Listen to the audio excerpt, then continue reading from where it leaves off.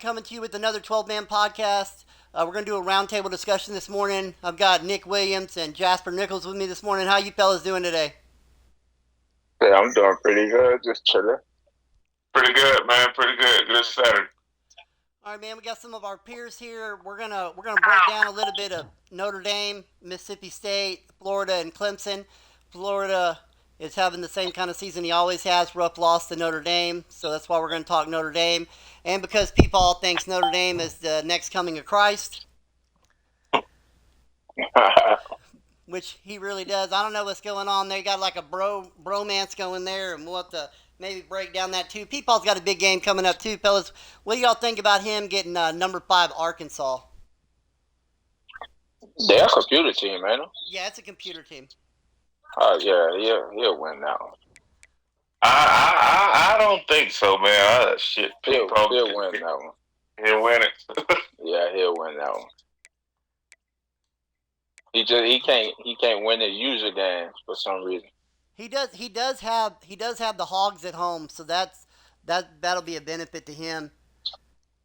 And that's like the worst Georgia team I ever seen. I don't know what the hell people done did up there, man. He ain't do nothing. That's what it is. Well, They like 80. They like 80 overall in a 3-star right now. Well, he don't know how to recruit. I don't think. He should probably watch some of my videos on how to do recruiting. Although I think he might be watching them because I seen he got a couple of guys on his list that ain't got no scholarship offers from nobody else, so he might be watching some of them videos. Yeah.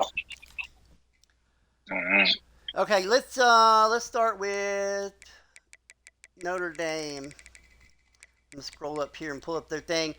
He's got an 89 overall team all the way across the board. This quarterback that he's got, the junior redshirt, Chester Beluga, not in the Heisman race, but the guy does have an elite development trait. He's got 88 speed, but he's been doing something special with this quarterback and the tight end and the wide receivers. Yeah. He using what he got. Like it's never the team. Like it's always the user. If you know how to use what you got, then shit, you'll always be good. Well, yeah, and Walt proved that when he won the Natty with the 72 overall UCF team. That's what I'm saying. So it's not always the team. It's always like if you know how to utilize your players right and put them in the right positions and shit, you'll be alright. Yeah, when and his thing is you cannot run man against this guy. I don't care any of you guys that want to run man. You cannot run man against him. He uses a lot of the motions and different things, and that's where he got Florida was the motion with Joe being a man. His cornerbacks kept trying to switch sides of the field, and it was leaving guys wide open. And Joe's like, I don't understand why I'm getting burnt. I said, you're getting burnt because he's using motion to throw your defense off, and it was messing this guys all up.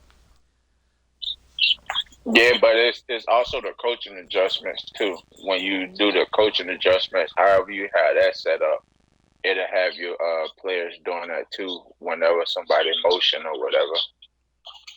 Yeah, and Notre Dame is a blitz heavy user, but he mixes it up, to keep people off balance a little bit. But Ohio State did a really good job countering the blitzes, I thought, in their game. Yeah. Yeah, I figured he would struggle. I actually had Ohio State winning that game because of the stadium pulse and the players that Ohio State got on his team. I'm surprised Notre Dame pulled that one out, but that was a good one there. Well, that game, regardless of the stadium pulse, Notre Dame didn't win it. Ohio State lost that one. No offense, Jaquel. You said Ohio State just lost? Yeah, well, he was up 35-21 going into the fourth quarter, man. And he gave up a 14-point lead. And they were. Yeah. The other thing is that he scored and went up 21-14 before the half. Ohio State did with less than 30 seconds on the clock. He let the dude score entire the game. Yeah. And he did the same thing in the fourth quarter. There was basically no time on the clock, and he let him come down the field and score to take it to overtime. Yeah. But I know how that feels because that's how I lost to Jaquel in the playoffs. the year that he won a natty. Yeah. I had to stop him at the end of the game, and he made a play at the end of the game, and made a good pass, and got down the field and scored a touchdown late with no time on the clock. But Mm-hmm. that's the great thing about this game is sometimes you can't throw deep, and sometimes you get lucky, and sometimes it's just a user doing what a user does. Yeah. But I think he's a great user. He's a great addition to the group. Um, Georgia Tech, I think, is a great addition too. I don't know how well he's going to do this season, but we'll see. I know I thought he was talking a little bit too much hard on the trash talk, but then when I look back and then the other things people are saying, I see that it's all good nature just like everybody else. So I don't know. Maybe I owe him an apology for kind of getting on him a little bit, but he also toned it down a little bit, which I think is cool. So I haven't seen the. We ain't doing no apologies in here, man. Shit, he'll be all right. But I mean, I think we got some good guys that are some good additions. It's going to be some different competition, and we should go good. But I know Jasper's trying to go back to back as a national champion. No, I just get what people give me. I just take what people give me. I mean, if I go back, I go back. If I don't, shit, fuck it.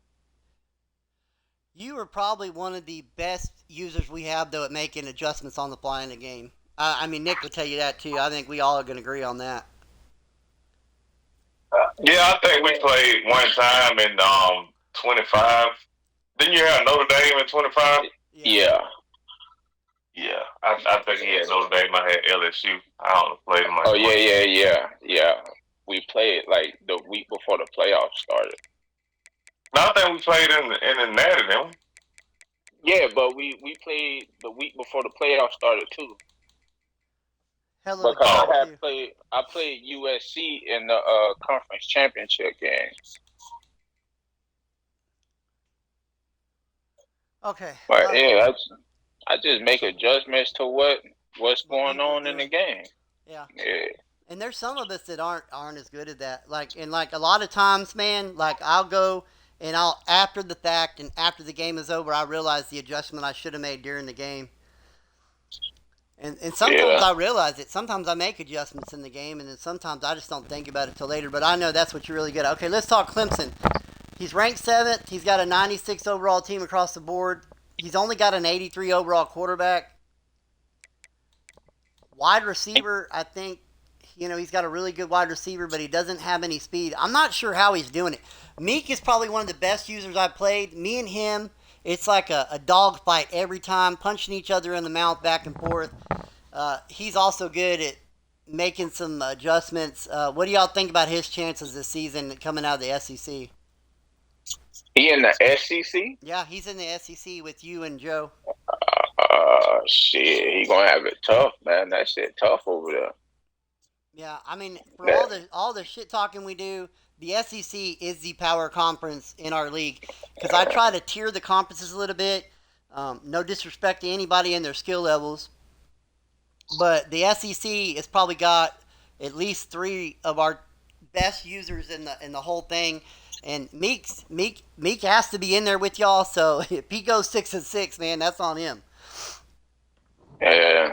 I mean, don't get me wrong. I ain't downplaying nobody game. I just know shit. The SEC every week anybody could win over there because we Tough. all playing each other. You feel me? Yeah, it's tough. I mean, because y'all are all tough. And that's the reason y'all are in there because y'all can hang with one another. And some seasons you might, lose two games. The season you might go undefeated in conference. You just never know how it's going to play out. Yeah. But I mean, y'all all do a Well, great job in there. Y'all all great sports. It's always great games. Yeah, they got like three. The last three Natties Last came three out of the natties. SEC. Yeah. All right, yeah. Mississippi State, man. This guy's got a 74 overall team. He just beat Georgia Tech, who's got a 94 overall team.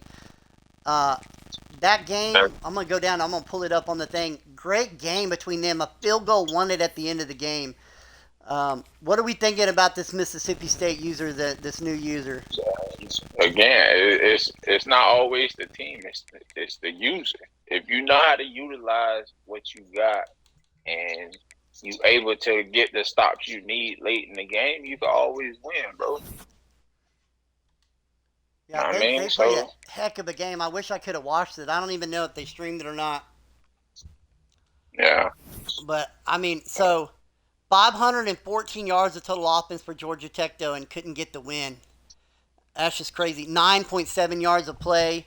But it comes down. This is what I tell everybody, and only once this season so far have I done the stats on a game, and the team that won third down conversions didn't win it.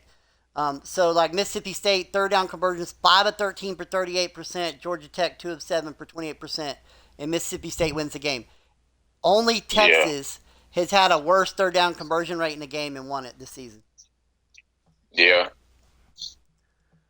But I mean, 347 yards of total offense. He didn't run the ball very well, 28 carries for 41 yards, but neither did Georgia Tech, 25% Where's completion. the turnovers? I don't see the turnover. Four turnovers for Georgia Tech. So that's going to be what it was. He threw 4 interceptions. Yeah, that's what it did. Yeah, so that means Mississippi he's got some good defense. It means he's probably really good at reading what's going on the field in front of him. Yeah.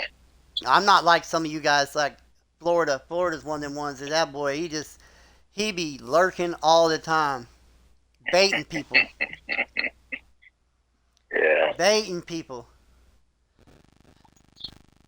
yeah. And he gonna do everything he can to win a Heisman this year, thinking we're not paying attention to his stats in his game. Let him win it. No, I'm not gonna let him win it. I'm gonna try. If I have to at the end of the season, I'll put 10 touchdowns in one game to keep him from winning it. I want you to look. He played FCS last week. Yeah. 83-0, which is cool. That's what we talk about. That's cool. Player stats. He did play his backup quarterback was 7-7 for 127. But this is what I want to talk about. Gregory Brunskill is running back, 12 carries, 277 yards, 6 touchdowns, 23.1 yards a carry. He's trying to outdo me at the game that I had against Louisiana Tech. Mm-hmm. Receiving, Brunskill had 4 receptions for 95 yards and a touchdown. Yeah. But I'm going to talk about what he told me. He told me, because we'll go back to one of his games from Notre Dame. We're going to look at his stats real quick. I'm going to bring it up. So against Notre Dame, he gave up 315 yards of total offense, which isn't bad. But in week 2, he played Texas, and he let this man put 516 yards of offense on him. What? Texas is the same user? Yeah, Frank, yeah. 506. 516 yards, 28 touchdowns for Texas. Texas averaged 7 yards of play. Joe did average on his side 13.4 yards of play. 4 turnovers by Texas was the only reason that he won that game. Yeah. And that being said, Texas is still his quarterback's now a junior, but that quarterback is the one that he's had for the last couple of seasons. It's been young. He's been going through some tough turnover with his team at Texas. Yeah. But then again, I mean, I need to talk with him and see if he wants to stay in the SEC with y'all, because the top tier and the lower tier, you can see it starting to separate itself a little bit. And I don't want somebody to get stuck in a conference where they're taking a bunch of losses every season and they don't even want to play their games. But he's a competitor, don't get it wrong. And he may want to stay in there and he may want to grind it out, but if he wants to move to another conference, I'm okay with that too.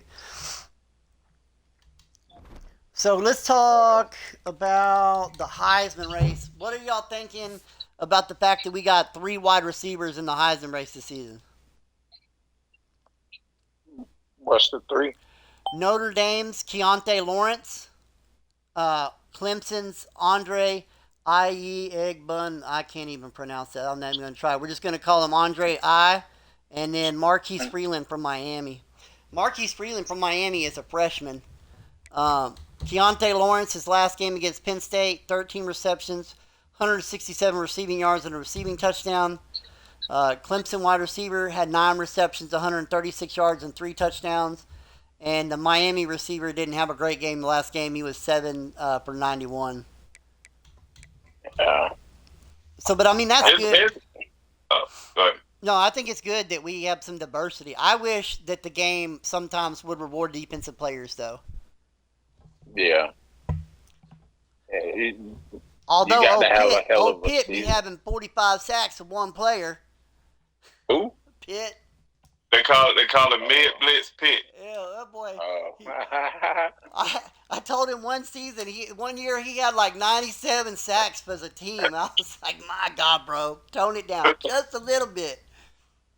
Yeah. Hey, as you play him, man, yeah, you be sore through the damn TV. Yeah. He's good Just too. He's good too, and you could tell he's feeling it this year because he's getting mouthy and chippy in the chat. Yeah, well, he didn't. The only game he lost last season was in the playoffs, and he ain't lost now this year, so he got his chest out there a little bit. But he's good. We got a lot of good people, man. Like we've been blessed to have a lot of good people and a lot of people that are willing to get along. And sometimes we get upset and we lose a game. Some of us are like that. Like I get aggravated sometimes, more so at myself than somebody else. But it's always good game. It's always hey. And then we got guys that'll come to me and they're like, hey, you did this in my game. You should work on that. And that's the other thing too is guys in here are trying to help each other get better. And it's more like a family and a brotherhood than it is just a bunch of strangers. That's what I feel like anyway. That's yeah. Penn State just reached back out to me, man. I didn't know whether he was still playing or not. He just hit me back though, so I guess he back on board. Yeah, when it's hard, some of these guys, these new guys, they don't realize when we say we're moving in 24 hours, we move in 24 hours. We wait for no one. Yeah, And sometimes I tell y'all we gotta pump the brakes just a little bit, but like I tell everybody, if you reach out, to us and say, hey, give me another day or give me another 12 hours, we'll do it. We just need you to reach out to us. We're not gonna go out of our way to try to find out if you need us to wait on you or not. so the another question I had was I know you had mentioned the other day about the you got to rush at least 3 people. Can you get into that a little bit? The complaint was made against me, I guess, by Arizona State. Can you get into that a little bit? About me dropping my defensive end in coverage. So that's a good thing we can go ahead and discuss while we're all here because Jasper has had it done to him a lot by the old Alabama user that left. Um, how often, and this is my thing, is we preach we're trying to play realistic football. We're not trying to play arcade stuff or do a bunch of weird stuff or we're not trying to run jet sweep every play or run the wildcat as an offense. We're not trying to do all that because we're trying to stay kind of close to realistic football and make it about playing football. And this is my thing with that is how often, Jasper, do you see a college team only rush two? I don't see it at all, really. Oh, you say 2? Oh, no. Nah. Nah, the old Alabama user used to play damn near the whole game, not rushing nobody at all, except like on third down when he played. What the? Especially in the red zone. In the red zone, he You can't, dropped you can't, just, everybody. you can't just run at that if you know what you're doing. Yeah. You just run at it, but it makes the game boring because Yeah. it's like, damn, like okay, you gonna keep doing that? I could keep running the ball, but it's gonna be a boring game. Yeah. Because then if I start playing like that, it's gonna make the game go longer than what it needs to be. Yeah, because I have played people like that who like drop they defensive lineman in coverage, but after I see it, like in the first half, I don't say nothing, but I know like in a critical moment, okay, I'm just gonna run right where you just left from. Well, see, this is the other thing is Joe, and I've seen him do it because I played him. Is he'll watch somebody run like say like a certain route by the defensive line, and he'll let them do it, and then he'll switch to user a defensive lineman when he sees the formation, and he'll drop back to make a play. That's okay. Yeah. Right? But if you're dropping these guys in the coverage, like where you're only rushing 2 or you're rushing 1, it's not really real football. I'm okay if you got 3 down linemen and a couple times a game you drop a guy because you're using him into coverage or something. I'm cool with that. But when you're changing all your defensive line guys to where they're running zones, Oh, okay. I don't really think we should be doing that. And I don't want to have to make a rule against it. But I think maybe we could bring it up to the group because It's not I football, mean, man. at the end of the day, I really don't give a fuck because you gotta do something to try to win the game, but at the same time, it's boring. Like you said, it's not football. Yeah, when You know it's what I Yeah. mean? situationally, right? If you do it situationally, that's different. But if you're doing it all the time, it's not cool. I don't think. Yeah. Because Yeah, the only way I would do it, say for instance, if I got like a guy, he just killing it. He got like a fast ass quarterback. He just rolling out the quarterback, and as soon as I get out there, he playmaking. Okay, and yeah, everybody knows it's hard to stop playmaking. Yeah. So if you don't keep doing that, hell, I'm just gonna stand up my defensive end and quarterback and tame and wait on you to come out there. yeah. But that's different though. You containing the quarterback. You not just sitting them in the zone You just hitting trying to play the pass. Yeah, I got mine out watching the quarterback. So basically, what Yeah, they do when they do that is you've got the two cornerbacks in the safety deep, like going to cover three. They're covering the deep zone. Then you've got your linebackers covering the middle zone, and right. And then what they do is they drop these guys. They basically turn the linebackers and they put them more of like a cover two, and then they drop all the and defensive then the linemen end, into the low flat. the So you can't flat. run a drag, you can't run a slant. All you Yeah, can do is run at it. And like some of us, we like to run the ball, but some of us like to run our offense. Um, Yeah. some of our I mean, guys, they're pass heavy offenses. Like when we had Ryan. Ryan was a pass heavy guy. He ran the air raid. He ran a literal air raid offense. yeah. Don't get me wrong. Again, the only person I seen do it against me was Alabama, and I beat him 4 out of the 5 times we played. So it really didn't bother me. It's just that shit boring. Yeah, and I just think, I've had some people say some stuff to me about, hey, it isn't realistic football. So it may be something we need to bring up, to say, hey, if you do this situationally a couple times through the game, like if you want to run Wildcat a couple times in the game, we don't care. But if you're doing it all the time, then, it's going to cause issues. And our main thing is things that are going to cause issues, we try to get ahead of it and do something that's not going to make it an issue. And that's something we've been really good at. We haven't had a lot of issues. And at one point, we had a bunch of guys that joined at the beginning of the season, and some of them told me, said, man, y'all got a lot of rules. And I said, really, we don't have a lot of rules. Nah, We I've have been in this guidelines. league with a We have lot of guidelines. rules. We have guidelines of what we want to be and what we want to do and what we're about. I said the only rules we really have is fourth down rule and chewing clock. Yeah, That's basically I ain't. it. I ain't gonna lie. When I joined last year, I think I had the same problem. I was like, man, I don't know because I never played in a league that had the fourth down rules. But then I was like, fuck it, I'll just give it a chance and just play. Well, we tried to not have a fourth down rule, but then Joe would go for it on stupid downs, man, and like he'd be doing that playmaker stuff and getting 38-yard gains on a fourth and 33, and it makes people want to rage quit. And so it's hard to Yeah. keep other users when people are abusing the fourth down rule like that, right? That's the reason I think 4th and 5 on the one side of the field is okay. I really would rather it be less than that, but 4th and 5 is easy for people to remember. If it's 4th or 5 or less, on your own side of the field, go for it because that's almost within, depending on where you're at, that's really within analytics anyway. Yeah, if you don't play good defense for 3 downs, man, and your opponent got about 10 yards to go, I mean, they should punt the ball, man. I think My on thing their is, side of the field, they should punt. my thing is I feel like I can't stop some of these guys, right? But like when I lost to the guy that I lost to in the playoffs this last year, to Michigan, Yeah, I got conservative at the end of the game running the ball, and I got in 3rd and long. And then when I was in 3rd and long, I couldn't get enough yards, and then it was like 4th and long, and then it's like, well, I can't go for it. I got to kick the damn field goal. And kicking the field goal basically gave him the game because then he was able to come down and score at the last second. But that's the thing is I'm not going for it on 4th and long like some of these guys. But you give me a 4th and 1 or a 4th and 2, I sure as hell don't want to give you the ball back. yeah. And I understand that, but I'm also not going for it on 4th and 1 on my own 20-yard line. That's not going to happen. Old Peepaw don't care, boy. He'll go for it. Oh shit, y'all should have seen me in my other league. Hell, it ain't no fourth down rule. I'm going for it every fourth down. I don't care. Yeah, Joe's like that too. Yeah, I don't care.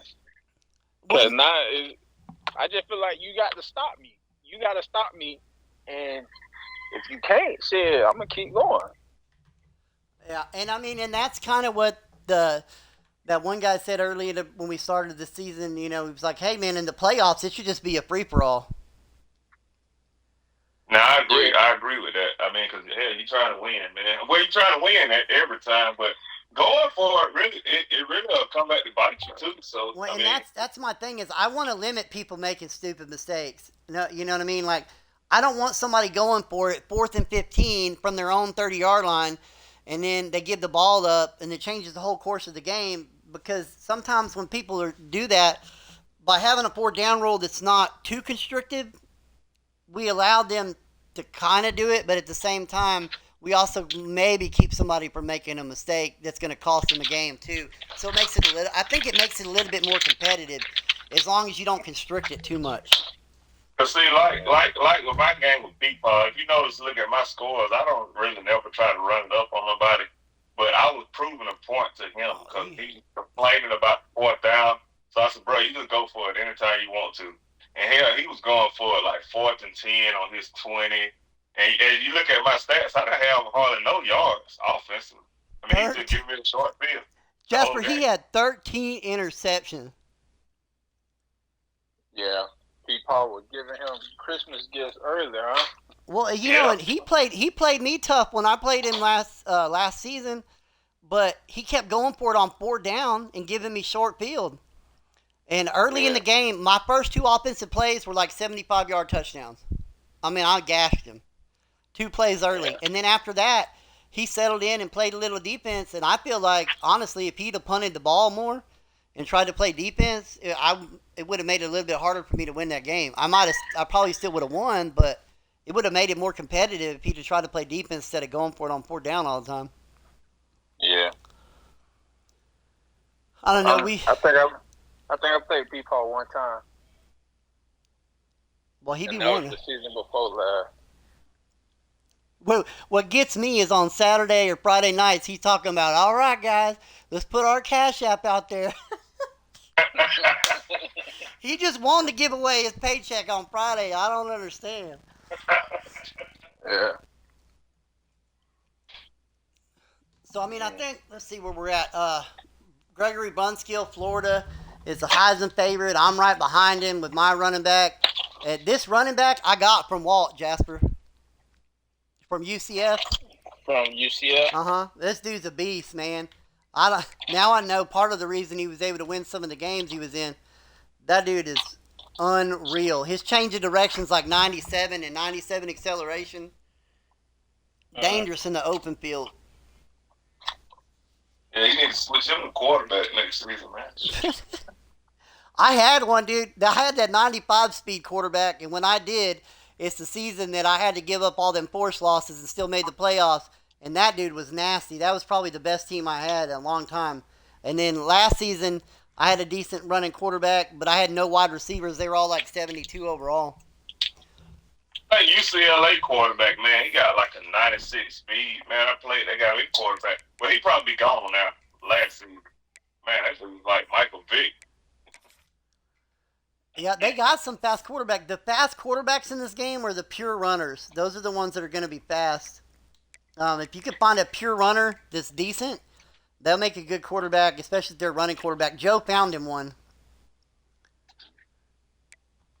Yeah, that quarterback's gone. He don't have that quarterback at UCLA no more. I'm going to bring up team stats. We've probably been on here for 20 minutes or so already, so I don't want to make it too long, but we'll discuss some team stats real quick. If I can ever get them pulled up on the screen. Okay, offensively, points a game. My God. I want to talk about the fact that I got 54.7. Florida is 4th in points per game at 46.3. Oh, wait, no. Alabama's first with 56.7. Then me with 54.7. Then USC with 53.7. Oklahoma coming in at 5th at 55.3. Clemson averaging 50 points a game, so that's good. Offensively, boy, I got over 2,000 yards already. Trying to see. So who's the Alabama? That's Walt, right? Yeah. Yeah, he's averaging 531 yards a game. Miami's doing a good job with over 500 yards a game. Georgia Tech's averaging over 500 yards a game, and he just lost that nail biter to Mississippi State. Is Miami? Is that the old Miami user, or that's somebody else? Nah, No, it's somebody else. That's my homeboy. Okay.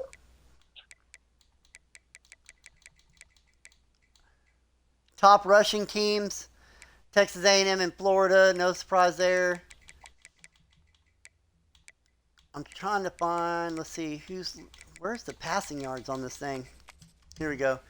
Alabama's the leading passing team, and then Oklahoma. You're up there too, Jasper. Yeah. Got a hell of a passing game. I don't know how some of you guys do it when y'all are playing these users. I ain't got no running game. I ain't got no running back right now. So I got to use what I got here.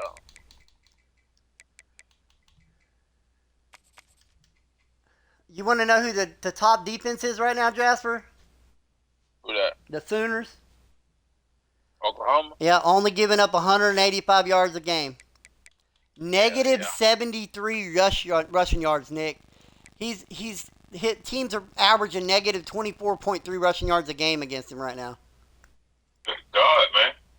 You got Baltimore Ravens or something up there? Nah. He's scheming them. I built that defense to stop the run. That's why I give up so many passing yards. Arizona State's right there too, giving up only 63 rushing yards a game.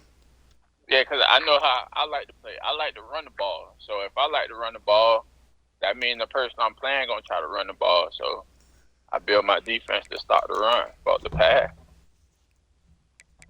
The Arizona State, that's an interesting topic. So, Jasper, do you know who Taj Rael is? Nah. So, he plays safety for Purdue.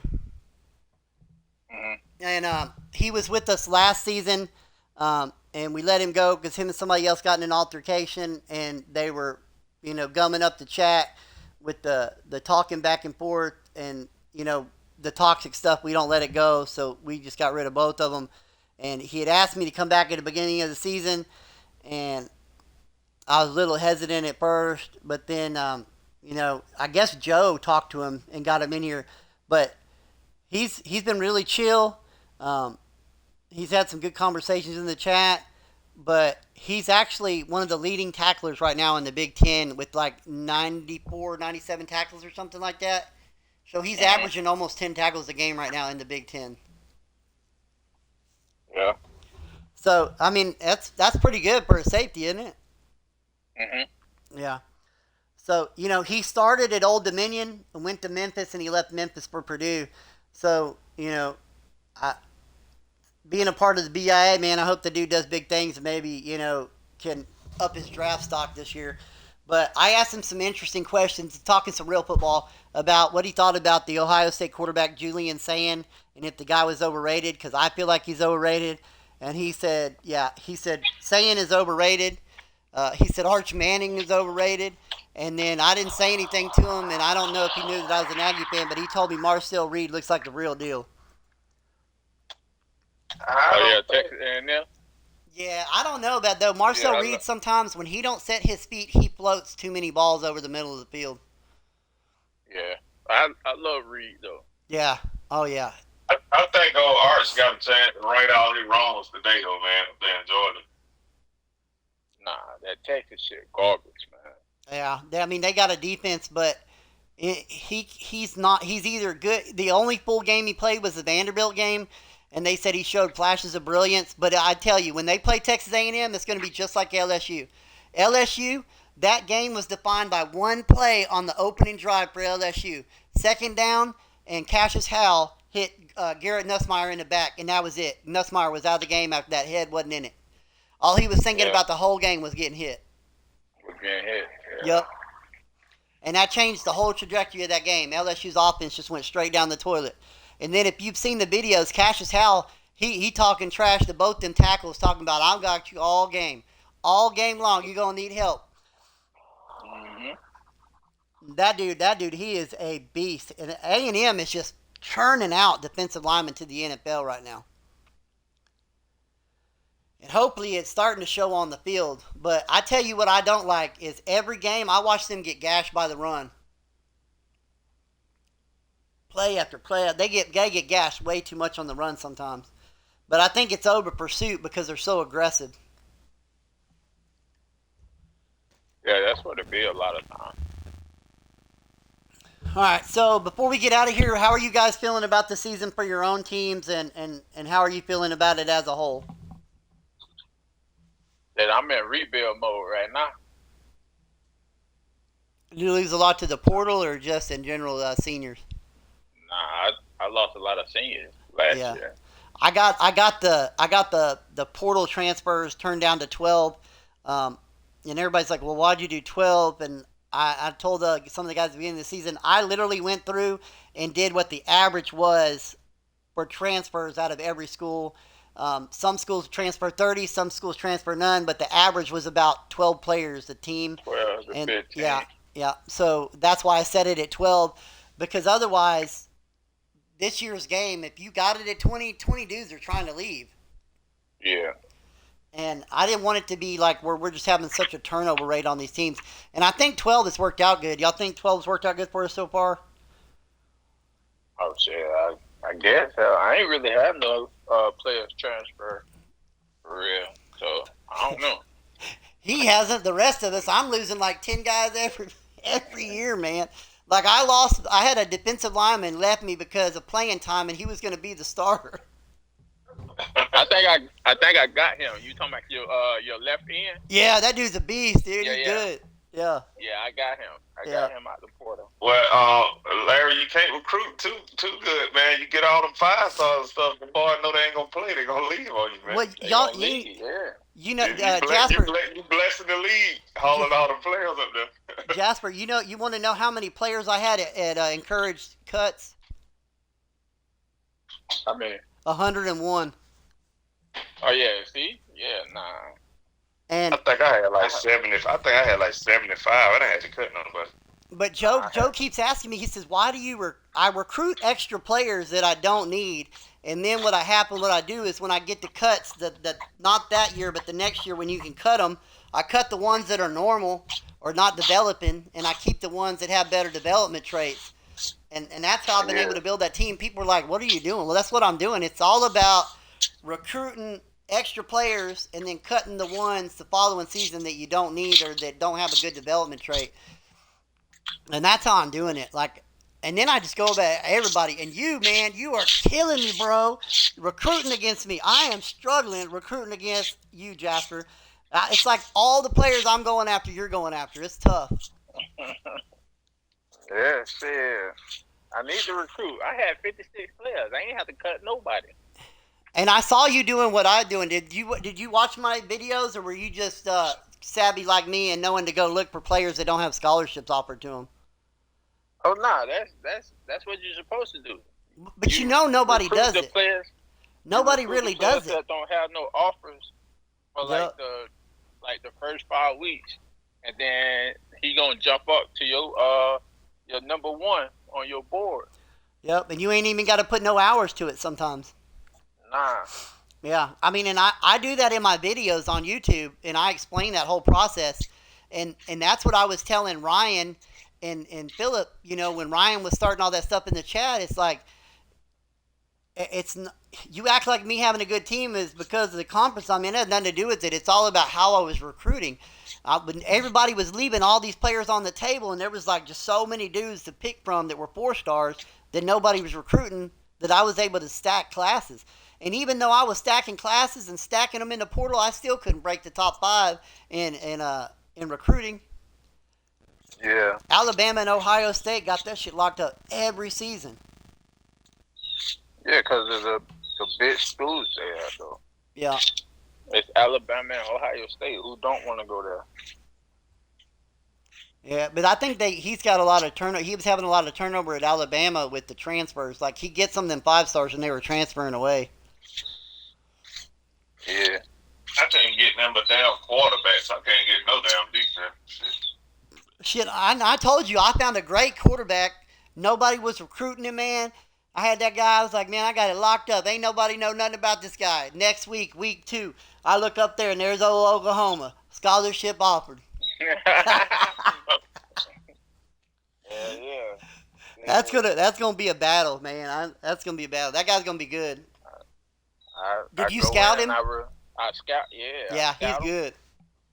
He's Yeah. got like 97 throw power or something as a 4 star, and I think he's got mid to high 80s on his accuracy for short, medium, deep. Accuracy. Yeah, Yeah. I think his short accuracy is like a 88. yeah. His mid is like a 85.